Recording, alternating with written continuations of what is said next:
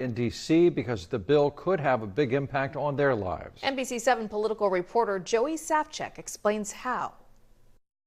Democrats are sounding the alarm over cuts to social services and clean energy programs. Republicans, meanwhile, are rejoicing over no taxes on tips and savings accounts for children.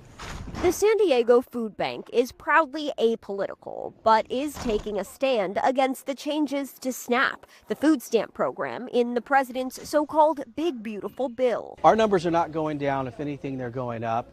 We're concerned about these cuts. The bill expands work requirements to qualify for SNAP. It also puts more of the burden to fund the program on state shoulders. The CEO of the food bank is especially worried about where that leaves San Diego's senior citizens. They're barely getting by. Any cuts will really make it impossible for them to survive and really push them over that edge. The bill, which passed in the House by one vote, also reduces Medicaid spending and rolls back clean energy programs. He's broken his promise already on reducing costs for the average American, but he has kept his promise to the big oil companies, and he is doing exactly what they want. San Diego Congressman Mike Levin calls it the big ugly bill. You're going to have poorer health care, you're going to have poorer services. We are making sure that welfare is working and money is not being wasted. But the former chair of the San Diego Republican Party, Corey Gustafson, says this bill makes good on the president's campaign promises.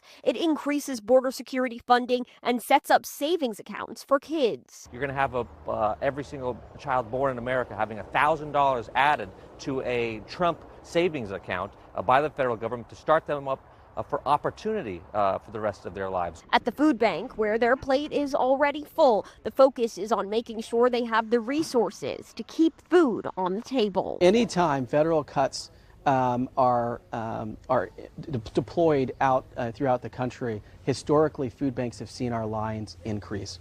The bill also cuts federal funding to states that use Medicare to subsidize health care for undocumented immigrants. Interestingly, Governor Gavin Newsom recently proposed freezing that program here in California in light of the budget deficit. Reporting in Encinitas, Joey Safchik, NBC 7. And another part of the bill that is being closely watched here in California in its current form, it expands a deduction taxpayers can claim for state and local tax payments. There continue